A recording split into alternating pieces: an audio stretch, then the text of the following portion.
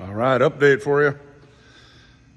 Just got Ellie Mae back from the shop, AKA she's gonna be known as high maintenance now, I'm telling you.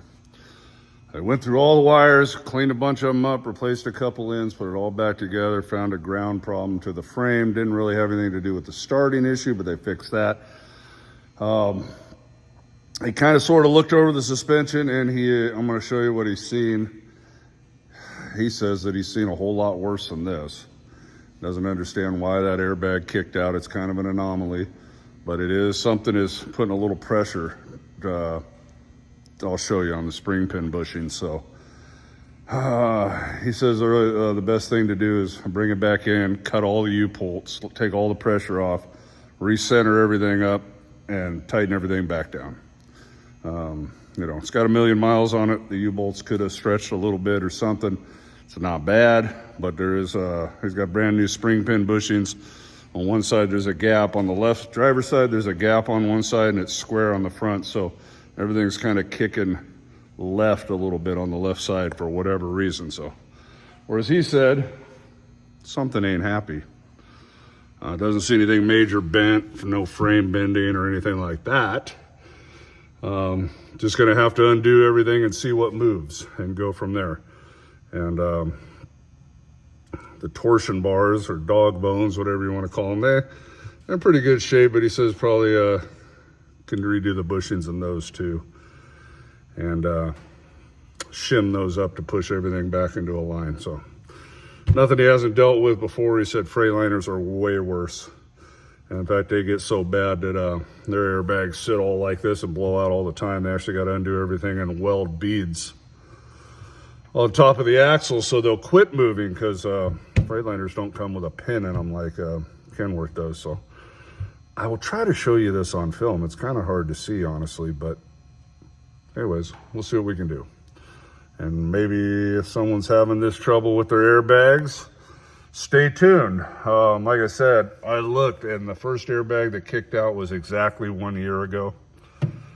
So it's not like it's happening a lot, and it was on the other side. So now I don't know why it's on this side. You know, it's always something with these trucks. So I'm gonna go back in there in a couple weeks and have them, providing I don't start blowing out airbags left and right. But if I can get a couple weeks down the road, I'll take a Monday off and let him cut all the U-bolts, square everything up, see if he finds anything bent or goofy, and go from there.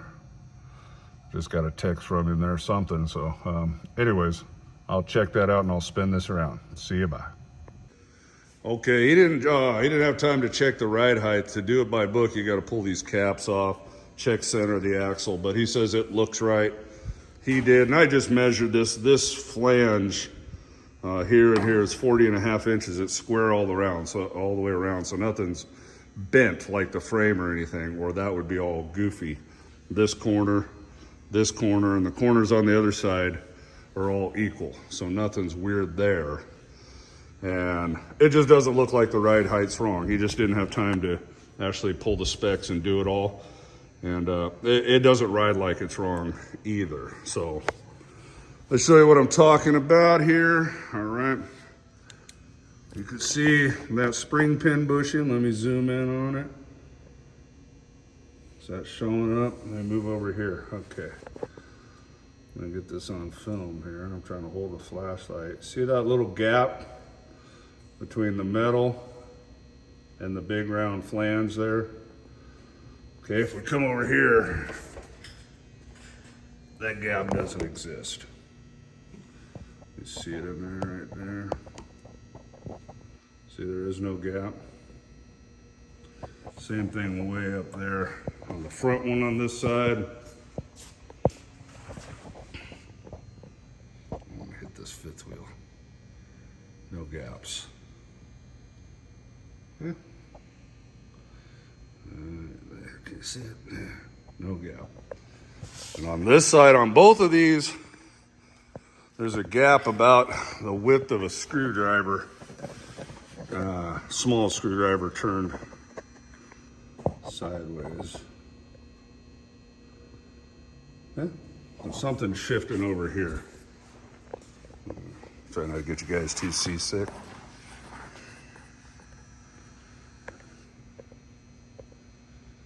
See that little gap? All right. But it can't go too far.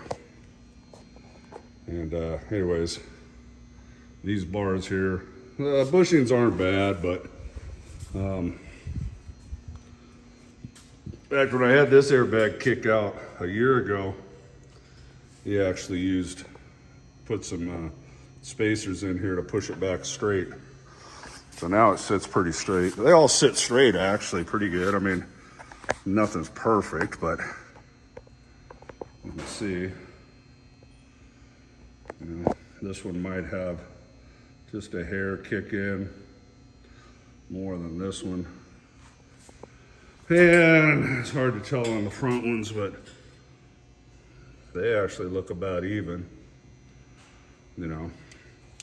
Airbags are supposed to sit pretty straight. They never sit perfectly straight, but anyways, I got a spare airbag with me and bought a long bolt just in case. And had you just texted me on the 23rd, we'll drop this off, so it's a couple weeks from now.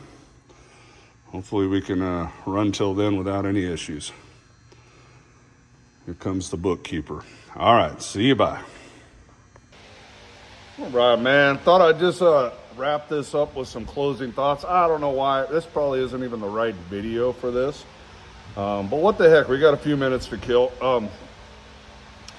I get a lot of questions, man. A lot of questions like, you're gonna buy a trailer, why don't you buy a new truck? And as far as the truck goes, that's not necessarily the answer anymore. I've talked about that. It used to be, yeah, a new truck would give you less headaches. I guess overall that statement is true. But with all the emission stuff, it's not like it used to be. Many a new truck sitting at the dealerships with emissions issues, and when you're under warranty, you're going to take it there, right? Because like my mechanic, I don't know, but I don't think he's a Kenworth certified repair center. I never asked him. Maybe he is, but you got to go somewhere to a dealership or somewhere that they have certified okay. And the wait, excuse me, still got that lingering head cold a little bit. The wait is kind of long. But more than that, I just, honestly, guys, I've said it over and over. I've been saying it for a couple years. I don't want to bore you with it. I just don't know where I am in my career anymore. I'm making these videos for you guys, hoping that it can help you guys with securement or running a business, if that's what you want to do.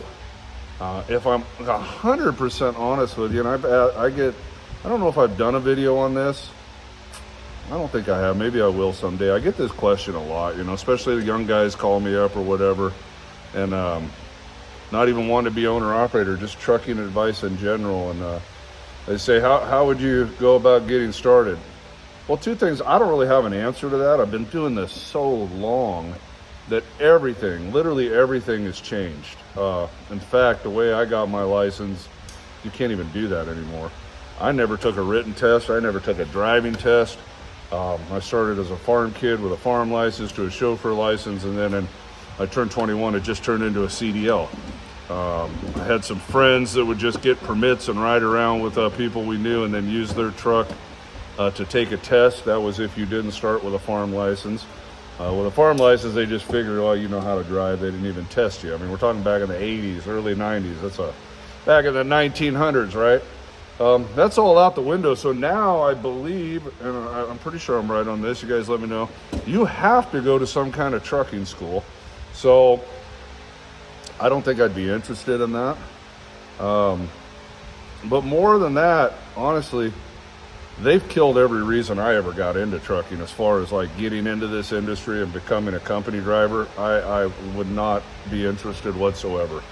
I'm sure I would choose a different career path because they've killed all the freedom. There used to be quite a bit of freedom, man. I mean, even as a company driver, it was like, here's the keys, go get this load. There was no quail comms. There was no cell phones. There was nothing, man. It was you against the world, and you had to be a pretty good dude and be trusted by the owners of the companies, and you had to find your way. And if you couldn't, you were gone. It was kind of an elite group of people out there driving trucks. I mean, literally, guys, no GPS, no nothing. It was a challenge. It was like a modern day cowboy or a gypsy or something. It was really cool, man. That really appealed to me. No bosses next to me, no one watching me, no one, they couldn't even call me. I had to call them from a payphone. It was as much freedom as you could get from a job that I knew about. Without owning your own business, you were pretty much left alone. No, that's not the case anymore. They got your number, they got cameras watching you. Someone told me some of those cameras, they can actually talk to you and say, hey, I see you on your phone, or what. I'm not interested in any of that, guys. So I probably wouldn't even get into trucking, and it's changed so much, and I wish you guys the best of luck when I do finally hang it up. You're gonna have to find your own way and figure it out, but it's, you know, you'll hear all those guys say, man, it ain't the same. It's just not the same, man. Driver camaraderie is gone. We used to hang out and talk to one another, have barbecues and truck stops. It was such a different world. Looked out for one another. You broke down on the side of the road, there'd be people stopping to see if you need help, or at least hollering at you on the CB. Hell, they don't even have CBs anymore. If you would have drove through a truck stop the way these flip-flops do now, you'd have 2 trucks at the end of the truck stop blocking you in, and about 10 drivers pulling you out and beating the tar out of you for driving like that. Now it's just common practice, man. They just fly around like a bunch of yahoos. So I don't even know where I'm going with all this, other than when it comes to buying a new truck, man, I don't know. I just can't seem to want to commit to 4 or 5 more years of this. And if I did, I don't want to run that much. So I keep trying to limp Ellie Mae along. I don't know exactly. I don't have all the answers for even what I'm going to do coming up. We'll see. I kind of just put that all in the Lord's hands. And one way, this is what I'm going to do till I retire. I still like it enough to keep doing it. I don't know anything else. I don't want to know anything else. I don't want to go start another career. But on the same hand, personally, I'm ready for it to be over, because it's just, I don't love it anymore. I don't love it the way I used to love it. Let's put it that way. So just thought I'd throw that out there, only because, hey, I'm dealing with another thing with the truck. It's always something. Now we got to cut U-bolts and straighten out the suspension and go from there, man. It's one thing after another with old high maintenance Ellie back here. She's a 1,000,000-mile truck, and I'm just super picky. A lot of guys would just let this go and blow an airbag every 6 months and just throw another one and keep rolling, and maybe that's what I should do. I don't know, man. We'll see what happens. Sometimes it's a lot, and worse than that, I mean, I got a great mechanic. Those are super hard to find. Thank God he keeps me sane.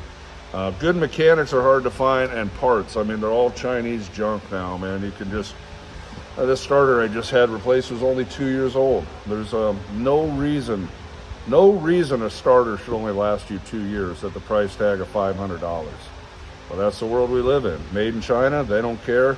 Probably cost them $20 to make that starter. Somebody's getting rich, and it ain't me. And as long as it goes 6 months or whatever little warranty they put on it, that's all they care about. And it's an onslaught of that. So parts are tough, parts are expensive, and parts are junk. So in a lot of ways, I'm ready for this to be done. But don't take this as negative. Keep your chin up, keep moving forward. There's still some good things out there. It's still better than an office job in a cubicle somewhere, if you ask me. And I don't know, I guess it's better than a real job. All right, well, we're gonna go load a coil. Believe it or not, that coil, they have not moved it, and they've just been able to hold on to it, and nobody seems to be mad about it. And I'm gonna pick up that coil and go to Alliance Steel in Gary, Indiana. As long as I come out here and the truck will start. I swear, if the truck don't start, this will probably be the last video. Oh, but it should be fine. I got an appointment for suspension in 2 weeks, so be praying for me. I don't have any suspension issues or airbags blow out in the next couple of weeks, and we can figure out what this is and move on to whatever's next, because it's always something. All right, guys, God bless you. We'll see you now. Bye-bye.